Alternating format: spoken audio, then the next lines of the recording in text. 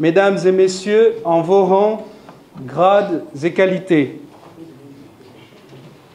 permettez-moi de m'acquitter en toute fraternité d'un devoir, celui de vous remercier de vous être dérangé pour cette circonstance ô combien importante pour l'histoire de notre pays, au regard de la situation extrêmement inquiétante qui est la sienne aujourd'hui. Si je suis devant vous ici cet après-midi, c'est pour apporter un nouveau souffle à la vie politique de notre pays et donner un sens aux luttes politiques de nos pères qui ont contribué et inscrit au fronton de notre République les trois mots qui guident ma décision: l'union, le travail et la justice. Oui, ils ont lutté, ils ont souffert et supporté, quelquefois le martyre et les blessures de l'incompréhension pour ces idéaux. C'est pour la justice que Léon Mba a voulu instaurer le principe de Gabon d'abord au cœur de nos aspirations en 1961. C'est pour la justice que Jean-Hilaire Obam a réclamé le parlementarisme en 1964 parce qu'il savait que toute justice vient du peuple.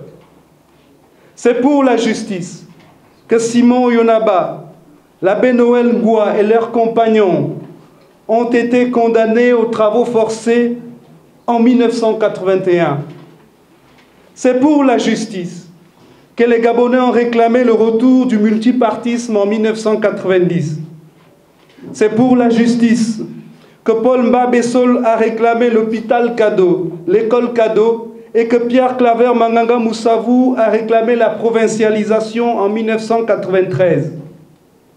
C'est pour la justice que Maître Agonjo Okawe a réclamé la paix des braves en 1994. C'est pour la justice qu'Omar Bongo Ondimba a créé les fonds des générations futures et remboursé une très grande partie de la dette extérieure du Gabon au début des années 2000. C'est pour la justice que Pierre Mamboundou a montré à la nouvelle génération le chemin de la résistance en 2005. C'est pour la justice que nos frères et sœurs sont morts ici à côté lors des manifestations post-électorales de 2016. Si j'entre en politique en cette période délicate, c'est pour poursuivre la lutte de ces dignes fils et donner un sens à leur sacrifice.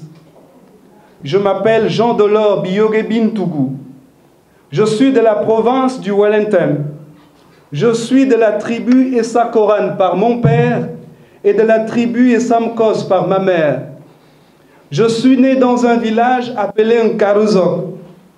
Ce village m'a tout donné, en commençant par la vie.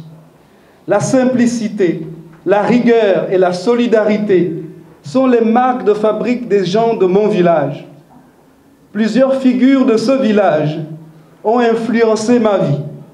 La première entre elles, c'est naturellement le visage de mon père, Ntougobam Jean. Il m'a appris à faire face aux épreuves de la vie, sans perdre ma dignité. Il m'a appris à résister à l'adversité, sans garder rancune, en me servant de chaque épreuve pour grandir. De ma mère, fille et Samkos d'Avazok, Medza Delphine, j'ai appris d'elle le sens de la solidarité. Ma force, je la tire dans l'amour que me porte chaque jour mon épouse, mes enfants, mes frères et sœurs et tous les descendants de la famille Alogakou. J'ai fait mes études primaires dans les écoles catholiques.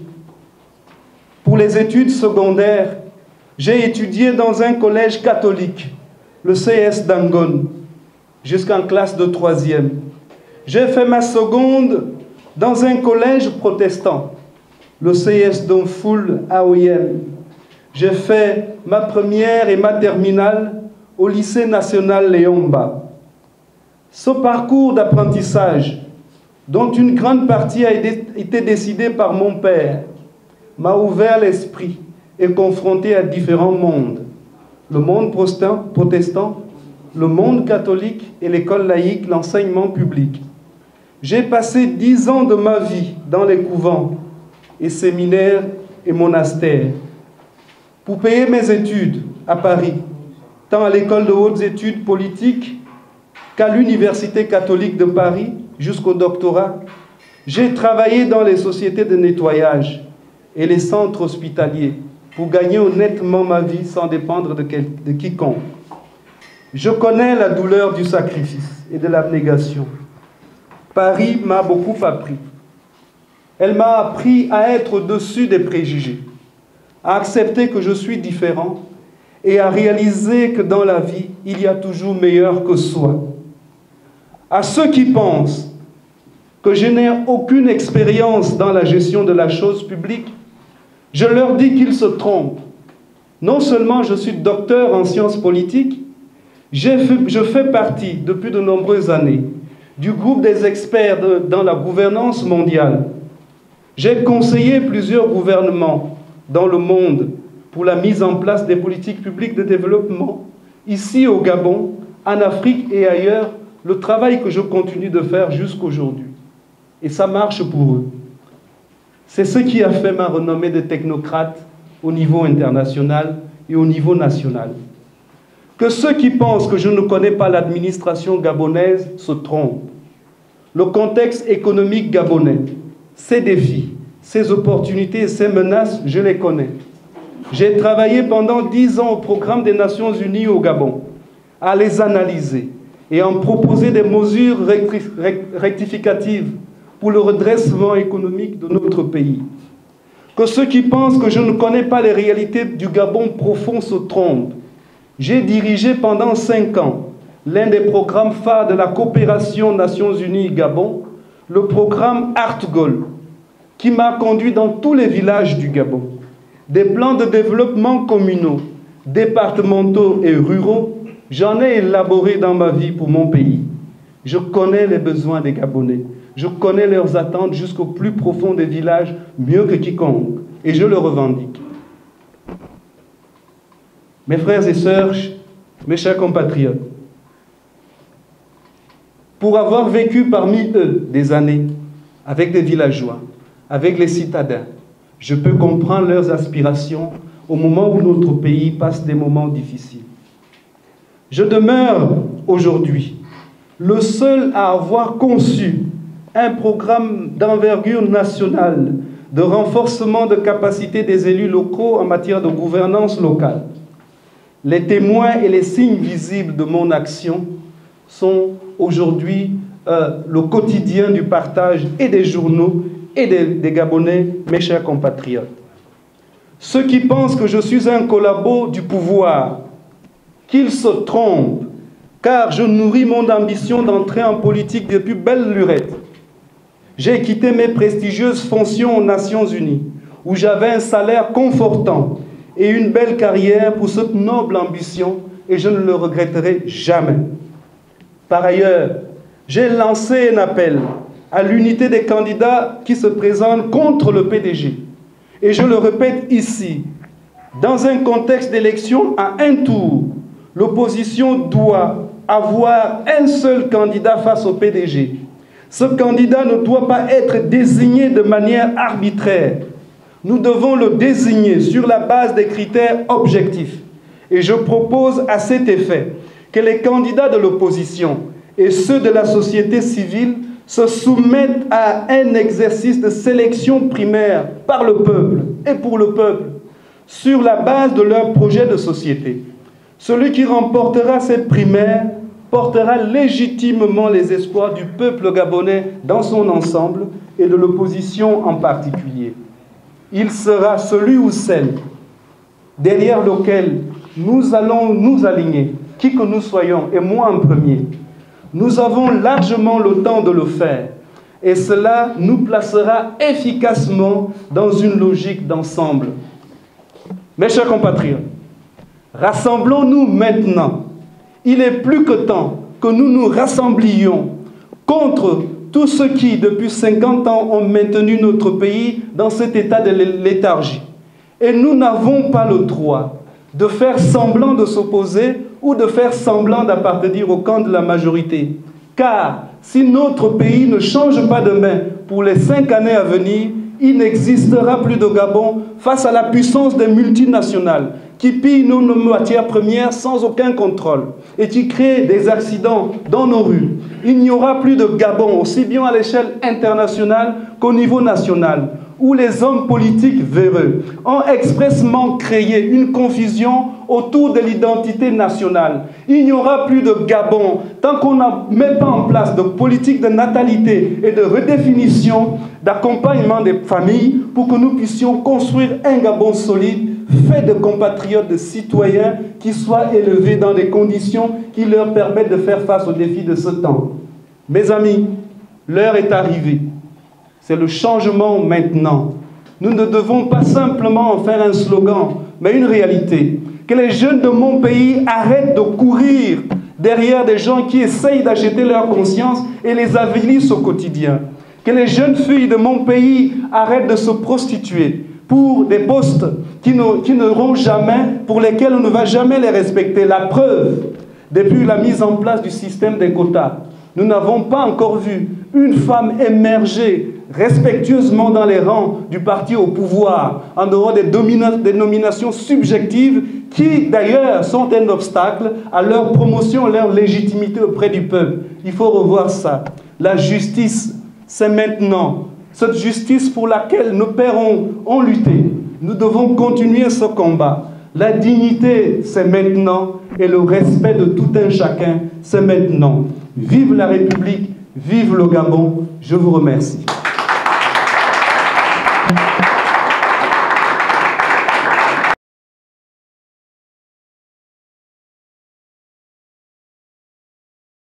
L'élection présidentielle ou pas, on n'a pas entendu. Est-ce que vous seriez candidat à l'élection présidentielle?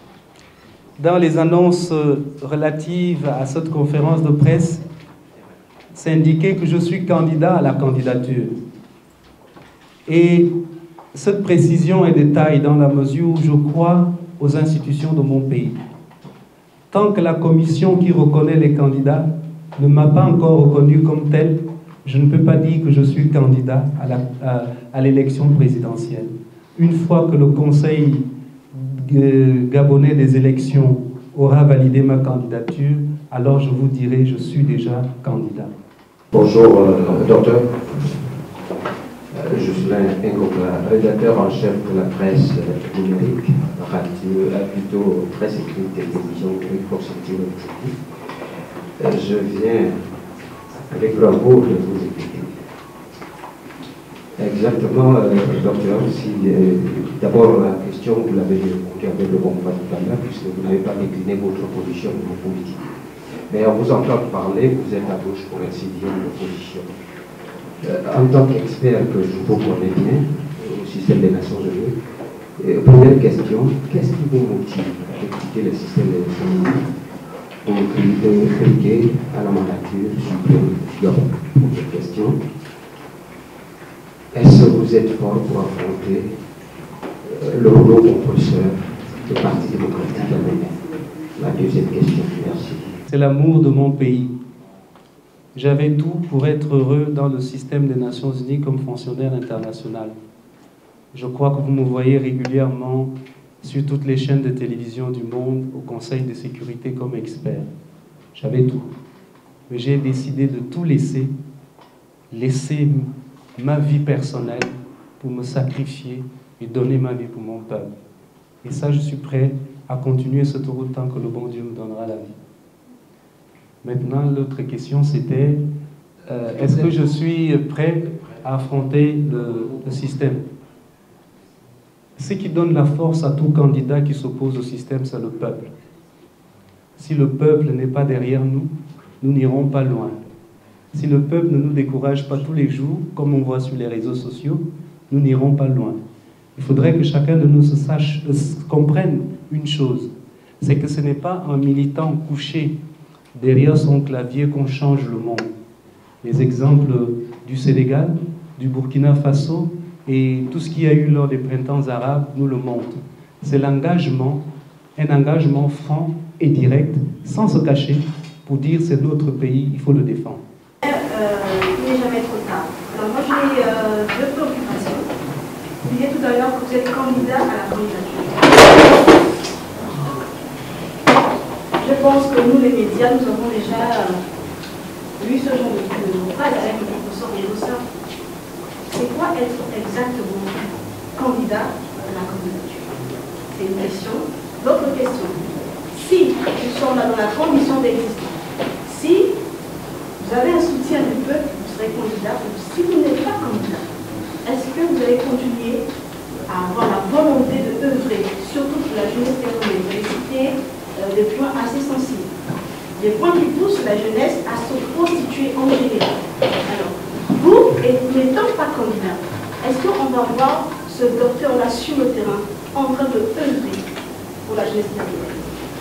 Voici nos préoccupations. C'est vrai que j'ai parlé des deux, mais c'est divisé en axes. Alors, la dernière question, professeur. Quel est... Docteur. Oui? Docteur. Alors, nous sommes 2 millions d'habitants au Gabon.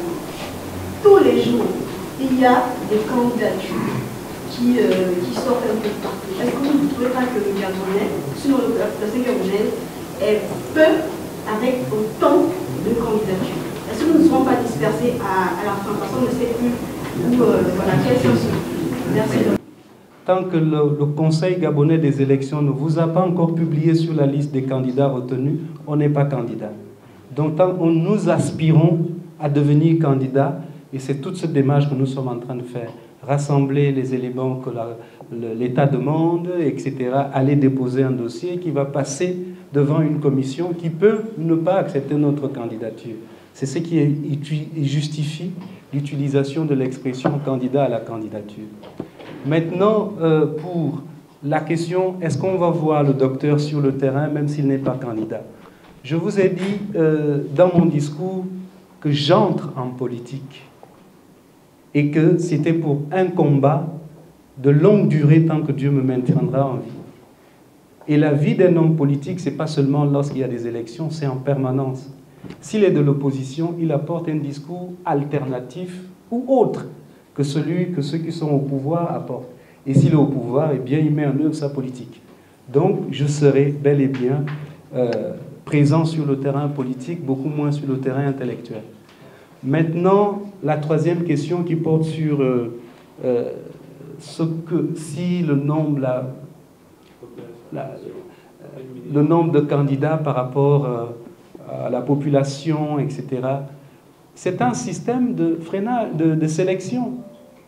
Et justement, la première sélection se fait par le Conseil gabonais des élections. Parce que ce n'est pas parce qu'on est candidat qu'on a déposé un dossier qu'on est éligible. Il faut remplir les critères. Ce qui veut dire qu'il y en a déjà que le Conseil, le centre plutôt gabonais des élections, va supprimer. Et deuxième chose, ce qui se passe actuellement dans mon pays est extraordinaire. De voir que tous les Gabonais aspirent à diriger leur pays. Ça, c'est une bonne chose. Ça veut dire que nous assistons à un processus de repolitisation des masses. Le peuple s'intéresse à nouveau à la vie politique. Et c'est très important pour nous. Et chacun, c'est comme la nature, elle élimine ceux qui sont capables et ceux qui ne sont pas capables vont poursuivre la route. Donc nous ne pouvons pas rester dans une espèce d'autocensure.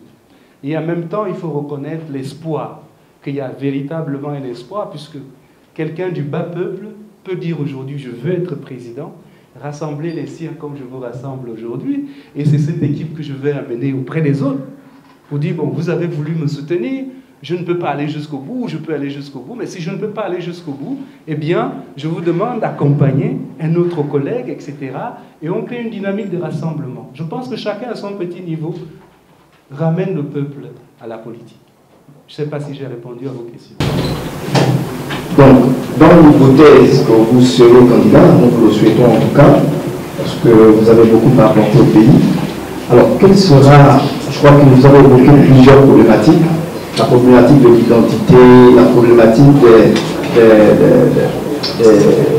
les détournements financiers, vous avez évoqué plusieurs problématiques. Quel sera votre premier chantier, vous, une fois candidat? Ce que je voulais poser, c'était de savoir que proposez-vous aux Gabonais pour que le Gabon retrouve l'identité noble. Merci. Et je pense que c'est des questions auxquelles je vais répondre dans mon projet de société. Ils sont clairement déclinés dans mon projet de société qui s'articule autour de 3 axes que je ne vais pas évoquer ici, sinon on va me voler mes idées. Vous pouvez quand même donner de la situation politique et économique de notre pays, pour que nous tous nous soyons d'accord sur ce qui va, ce qui ne va pas. C'est la première des choses. Et donc ça passe par quoi? Redonner la parole aux forces vives que sont les fonctionnaires, que l'on maîtrise et qui ont une expertise, qui développent notre pays. Donner la parole à la société civile. Donner la parole au monde rural, qui fait la force et la vitalité de notre pays. Et donc, sur la base de ce diagnostic, naturellement, qui va se fonder sur les grands axes que je vais déterminer, nous allons construire un nouvel État dont vous serez fiers, madame, à nouveau d'appartenir, et vous allez à nouveau brandir le passeport gabonais dans tous les aéroports et qu'on viendra vous saluer. Parce qu'aujourd'hui, notre pays n'est pas loin de représenter les caractéristiques économiques et sociales de la Centrafrique, qui est un pays en guerre. Ce n'est pas normal. Alors que nous ne sommes pas en guerre. Donc il faut que, naturellement, vous vous battiez avec nous pour que le pays change de main. Il faut qu'il change de main. Merci. Moi, je vous connaissais. Parce que moi, je vous ai vu au niveau des Nations Unies. Mais j'ai quand même une question. Je sais également que vous êtes politologue et vous maîtrisez mieux l'aspect politique de notre pays. Nous sommes quasiment à moins d'un mois des élections. La première question que j'ai envie de poser, c'est pourquoi maintenant, pour un éminent politologue qui connaît un peu la politique, comment elle se fait, comment elle se pratique dans notre pays. Deuxième question, je ne sais pas si c'est une question où je veux m'interroger à votre fois. Le parti en place, le parti de masse, nous qui sommes journalistes, qui faisons ce métier depuis longtemps, on a souvenance qu'il y a beaucoup de cheval de Troie. Est-ce que vous n'êtes pas un cheval de Troie quand on sait? Vous avez beaucoup collaboré avec le parti en place, je sais de quoi je parle. Vous avez été, en tant qu'expert, du moins le parti en place, vous...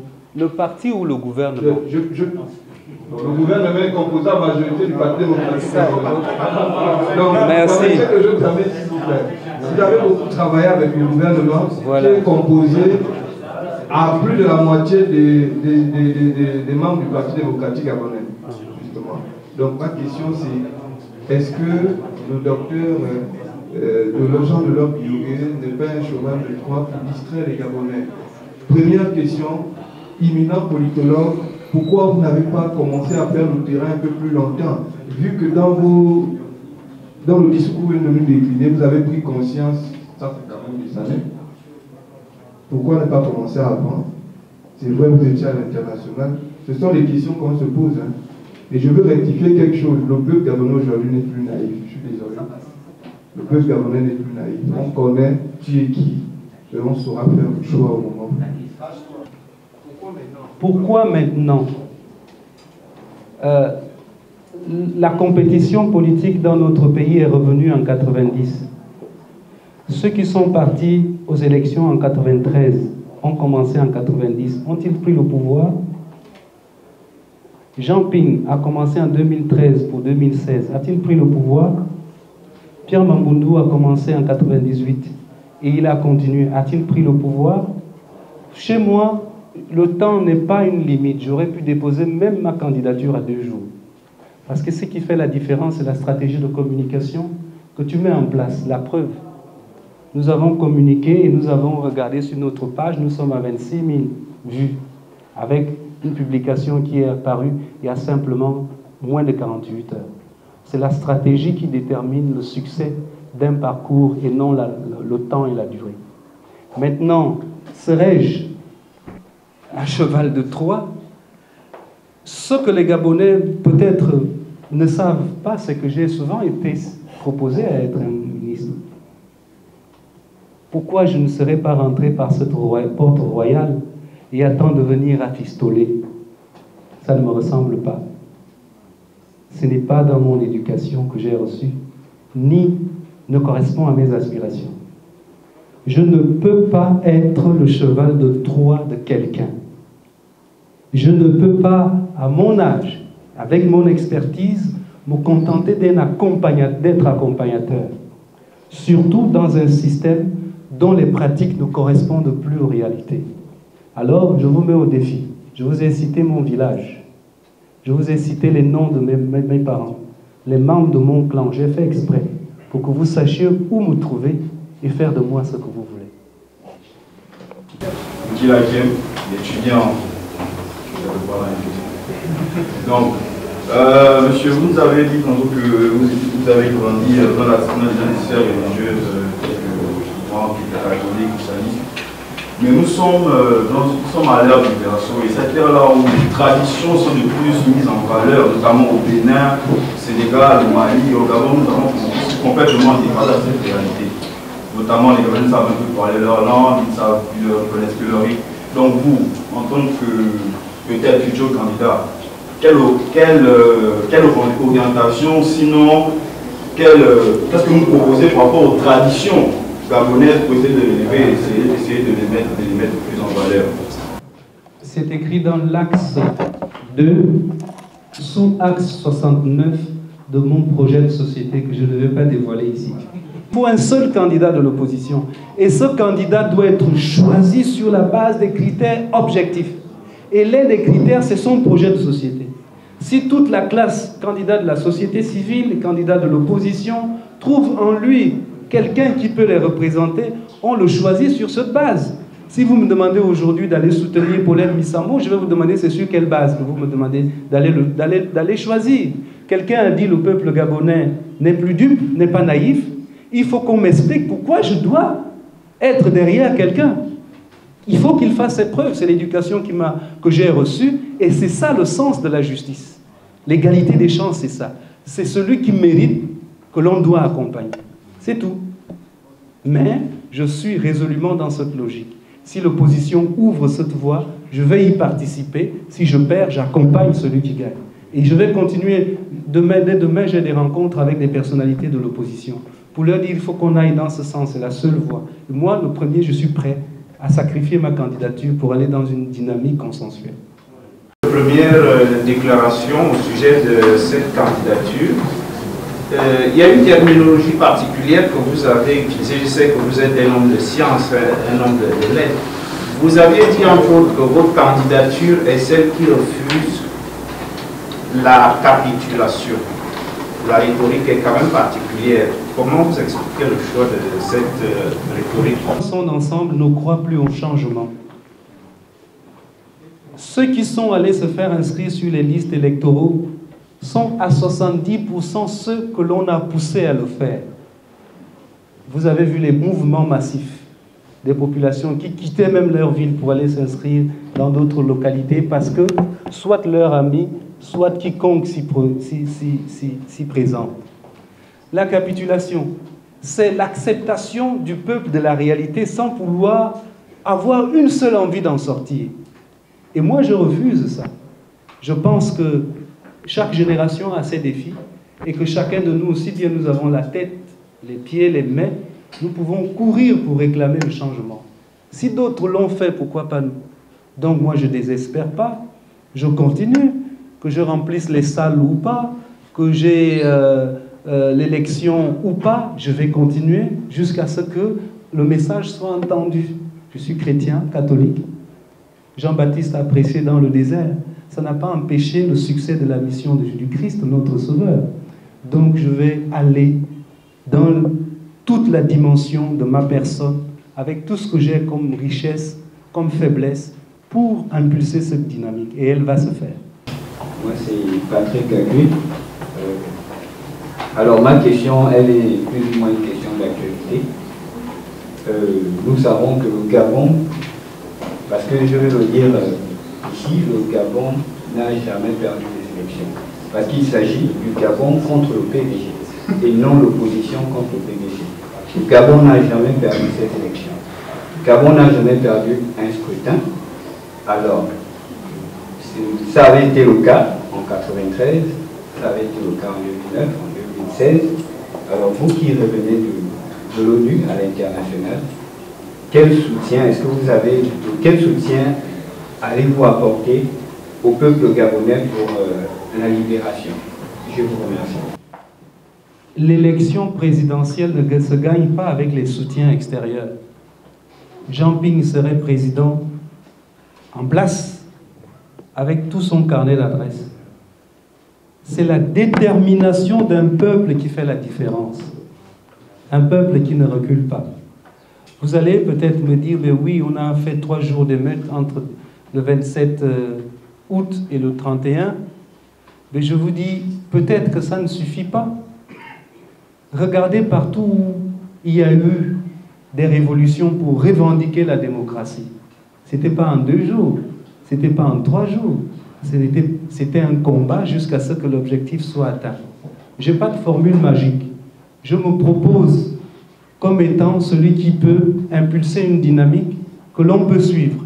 Et le succès de cette dynamique dépendra de la force que vous allez nous donner pour pouvoir y arriver. Parce que seul, personne ne peut y arriver. Mes chers compatriotes, d'abord, merci beaucoup d'avoir effectué ce déplacement pour venir écouter les propositions des nouveaux venus dans la basse-cour politique de notre pays.